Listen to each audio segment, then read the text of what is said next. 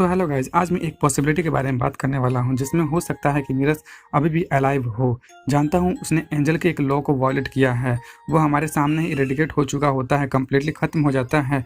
लेकिन सवाल ये है कि क्या विश मीरस को यूं ही इरेज्ड होने देगा, क्योंकि ग्रैंड प्रिंस ने विश को मीरस की रिस्पॉन्सिबिलिटी सौंपी है और कहा था कि मैं किसी एंजल को खोना नहीं चाहता हूँ। तो यार ऐसा तो हो ही नहीं सकता है कि विश ग्रैंड प्रिंस की ऑर्डर को फॉलो न करे। लेकिन जैसा कि हमने विश को न्यू चैप्टर में देखा है कि ऐसा लग रहा होता है कि विश थोड़ा भी वॉरिड नहीं होता है। हालांकि विश ने खुद ही कहा था कि मैं मीरस की रिस्पॉन्सिबिलिटी उठा लूंगा, आप उसे मुझ पर छोड़ दीजिए। तो यार फिर कैसे विश मीरस को इरेज्ड होने देगा? तो यार पहली पॉसिबिलिटी ये है कि विश जानता है कि मीरस एक क्लोन है, इसलिए वो उतना वॉरिड नहीं होता है। और यार दूसरी पॉसिबिलिटी ये है कि विश वेल अवेयर है कि अगर ऐसा कुछ हुआ भी तो वो टाइम को तो रिवाइंड कर ही सकता है।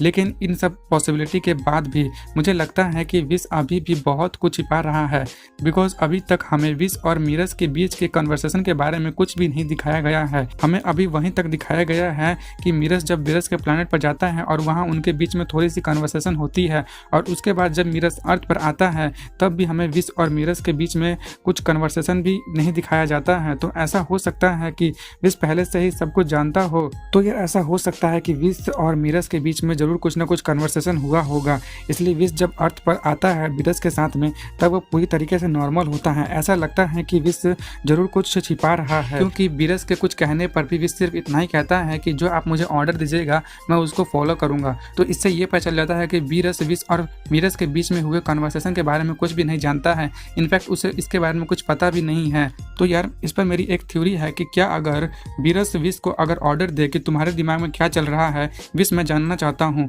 तो आपको क्या लगता है कि विश वीरस को बताएगा कि नहीं बताएगा? तो यार ये सब कुछ होने का एक मेन रीजन है कि मीरस जो है वो गोकू को अपनी फुल अल्ट्रा इंस्टेंट के फॉर्म में लाना चाहता है ताकि वो मोरो को हैंडल कर सके, क्योंकि अभी तक तो हमने ये देखा है कि गोकू की ओमन फॉर्म मोरो के सामने कुछ भी नहीं है। इसलिए मीरस ने खुद को इरेस्ट किया है ताकि गोकू अपनी फुल पावर को अनलॉक कर सके।